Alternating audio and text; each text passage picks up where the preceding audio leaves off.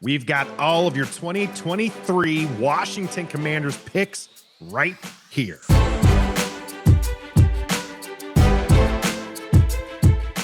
Greetings and salutations. Welcome to Ref the District. I'm Nathan Perry. That's the Stoner.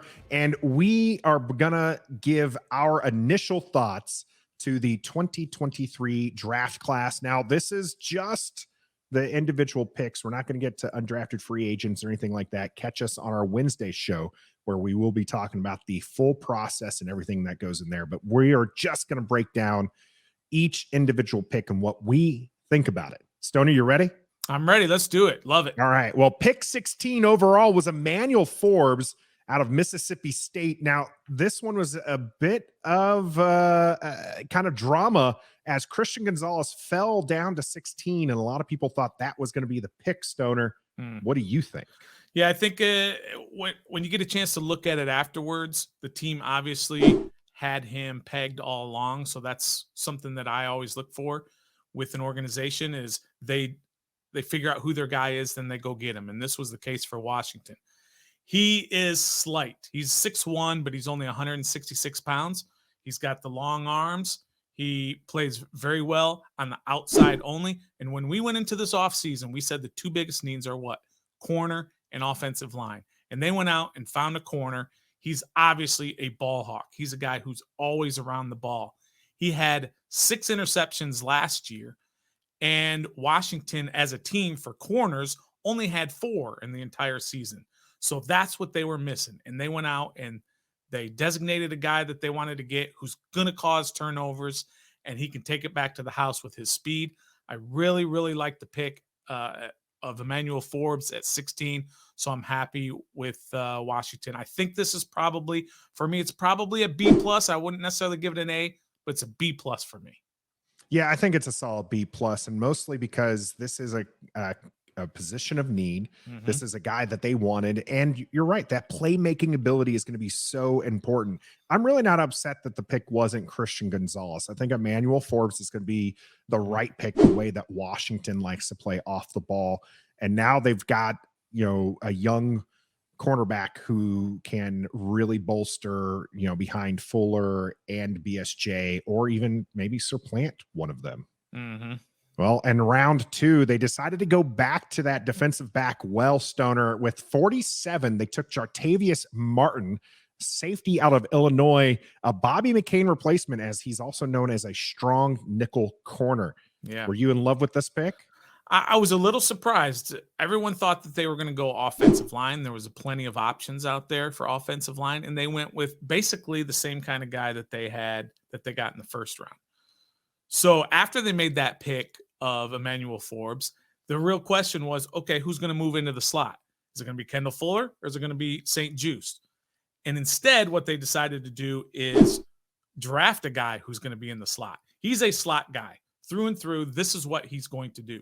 So he's going to be out there all the time. Whether you want to call him a starter or not, he's going to be out there constantly.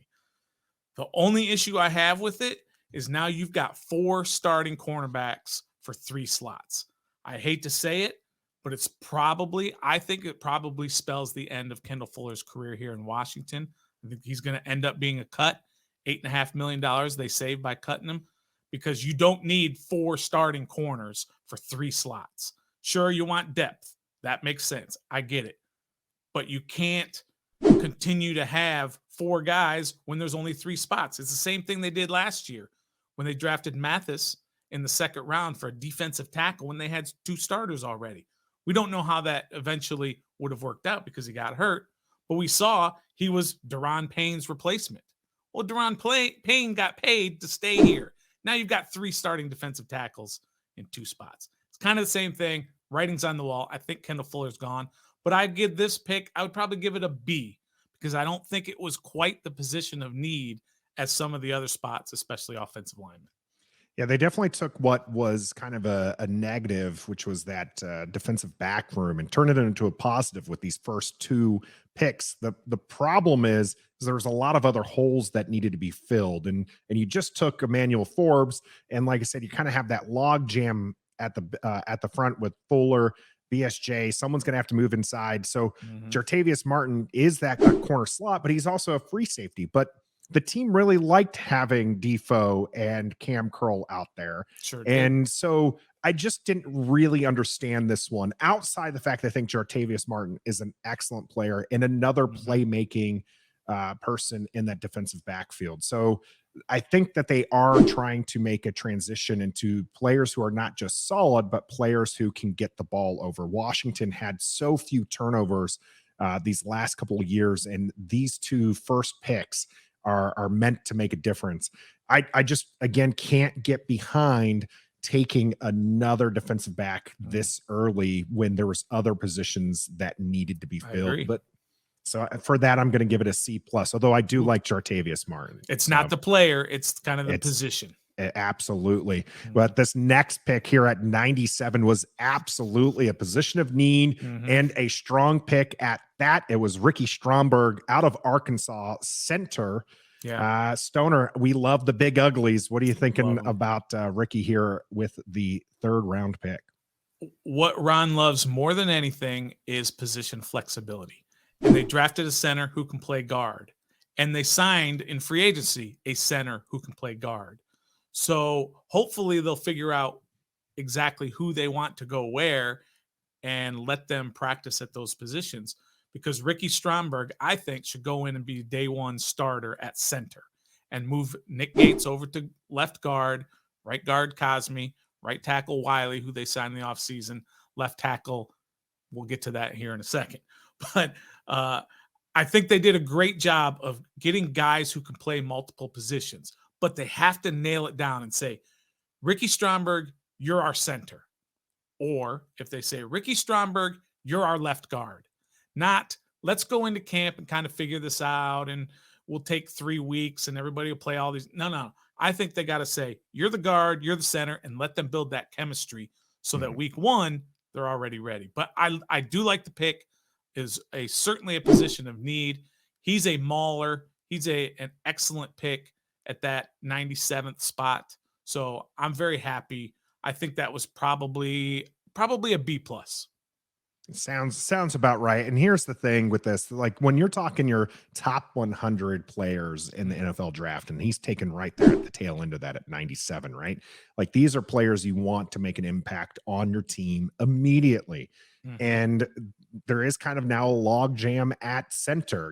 Is Chase Roullier healthy and going to come back? Because when he is healthy and on the field, this is an entirely different offensive line with him there. But the problem is he's had back-to-back injury shortened seasons and you can't rely on him, and he could be potential cap savings cut as well. Like you mentioned, Gates came in, and this is kind of the guy they either are going to have at center or going to be shifted out there to guard. So picking up another center here signals to me that this is going to be the end of Chase Roullier here in DC.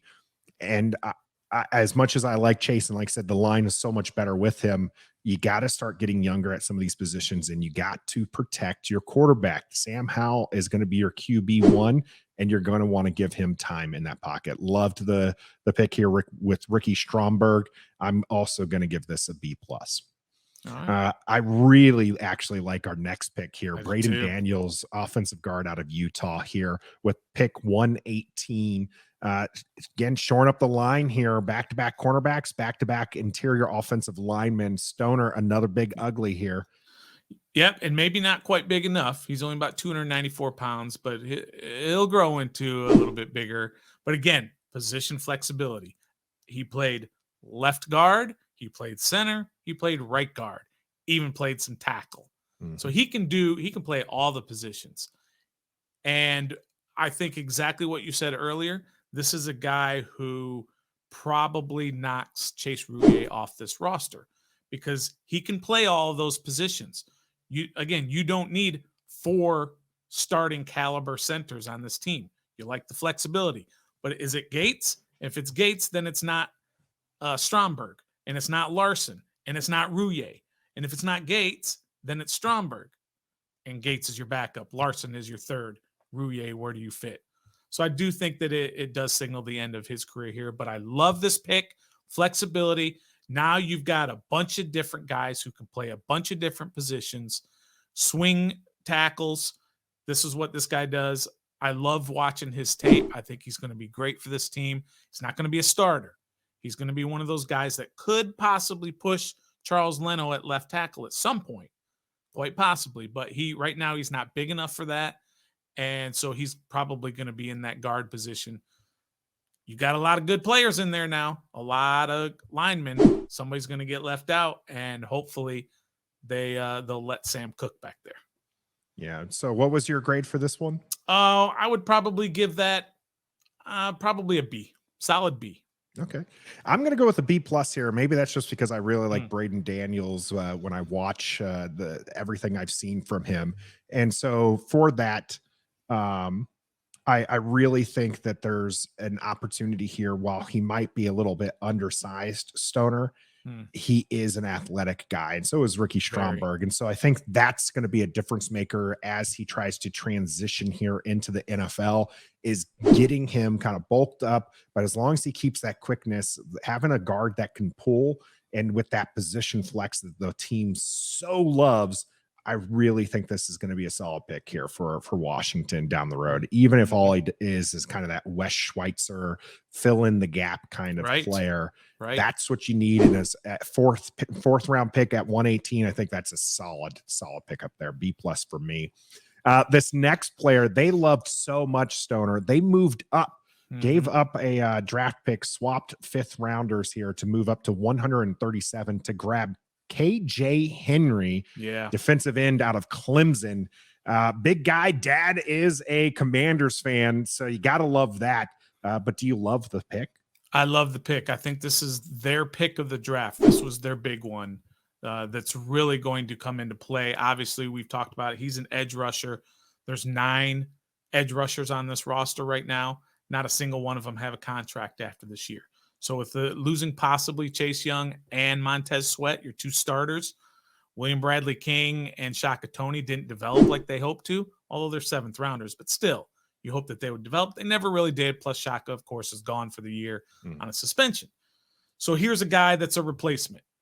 He played at a big-time program at Clemson, played a bunch of years there, is a captain, is highly respected by his coach.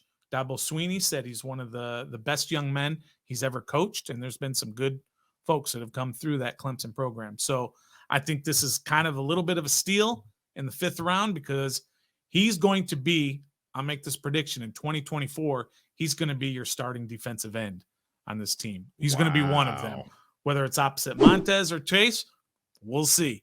But I really love this pick, and I think I would give this an A. Really, an A all the way up there. Maybe I'm a bit more stingy than you. I'm going to give this just a B plus for me, although I really enjoy watching KJ Henry. He has some kind of size concerns and whether or not he can run block. And to be honest, Stoner, I really don't care about that. That's right. I need a defensive end defensive end, an edge that's going to get after the quarterback, and Henry can do that. And you're right. This is a Ron kind of guy. Stand-up characters, got his bachelor's and master's. He took his NIL money and used that to support family. And so all of these things that you're hearing just make it seem like he is absolutely a wrong guy.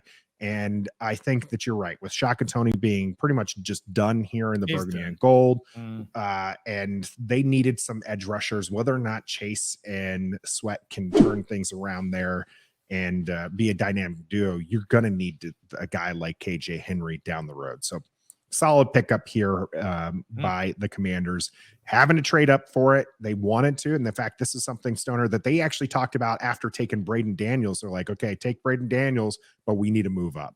And so they did that. They got their guy, and I can appreciate that. So good for them.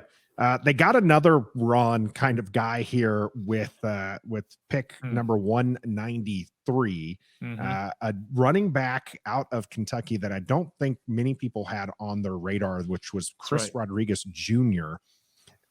Stoner, I'm going to tell you, I'm not in love with this pick right now, but what do you think about drafting Chris Rodriguez here in the 6th? 100% agree. It's not that I don't love it. I hate it. And here's why I hate it. I don't hate the player. I think he's a fine running back. He's a power guy. He breaks tackles. He's tough, all of that.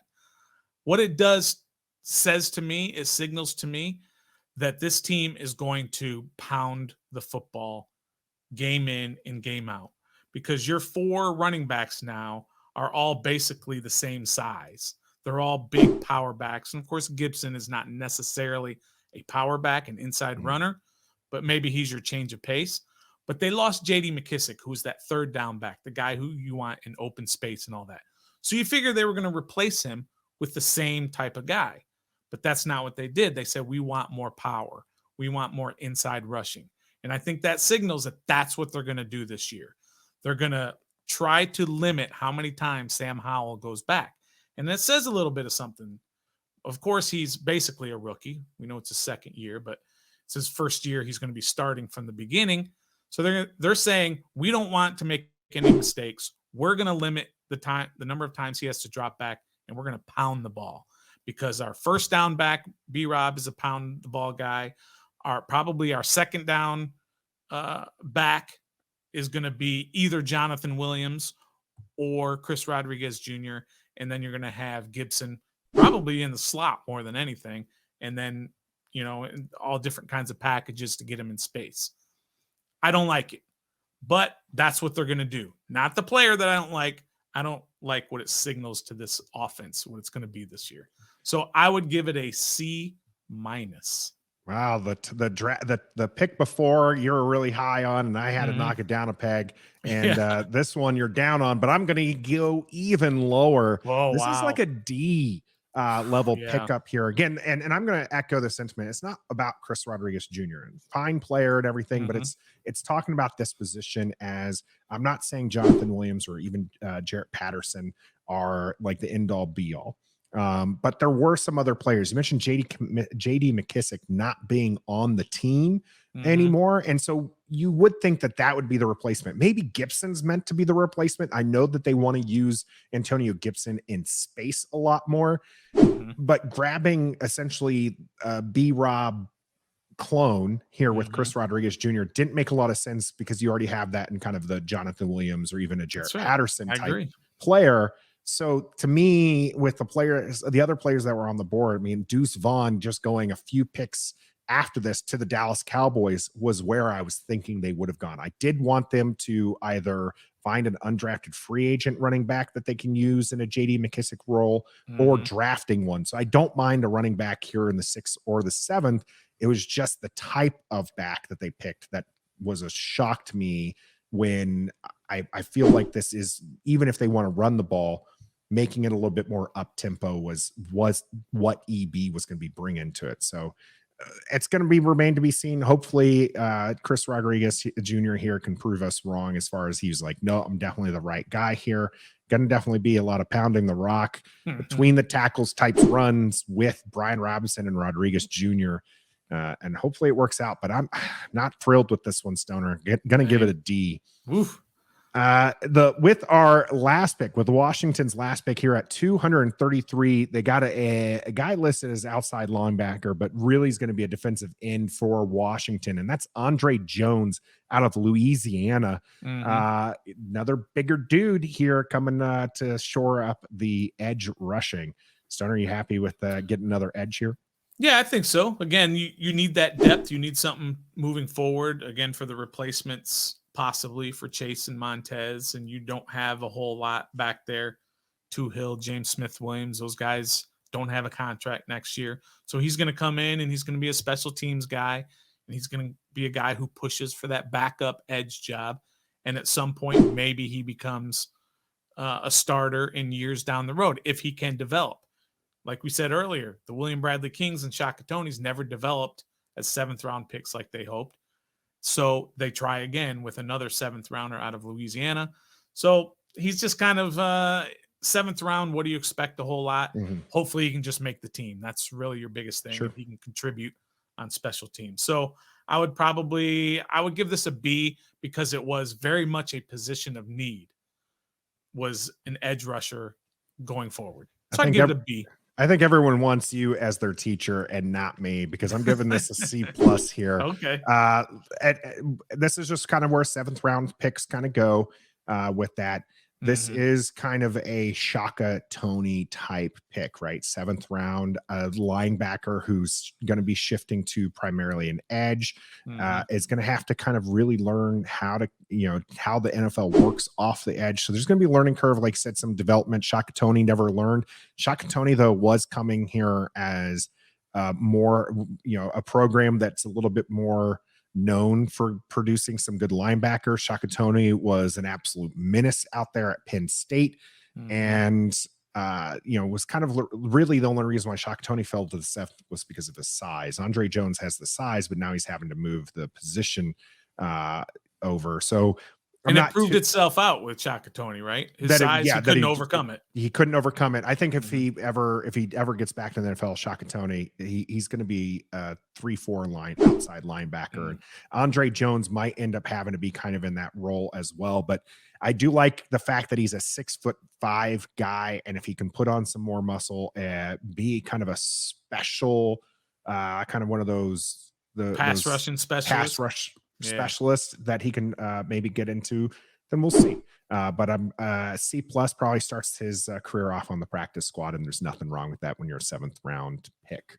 So overall, this is the lineup here for Washington: Forbes, Martin, Stromberg, Daniels, Henry, Rodriguez Jr., and Jones. We kind of gave our individual grades for this. What is your overall grade for Ron Rivera and the Martys here with the 2023 draft? I mean, just as a fan, it was a very unsexy type draft. It was kind of boring. Positions you don't really pay attention to. I mean, let's be honest, before the draft started, we never heard of any of these guys pretty much until you start digging into it. We never heard of corners, and because you don't care about those guys. You care about the sexy, the receivers and the quarterbacks and all that. So from a fan standpoint, I'd give it probably a B-, but I think inside that room, I think they did exactly what they wanted to do.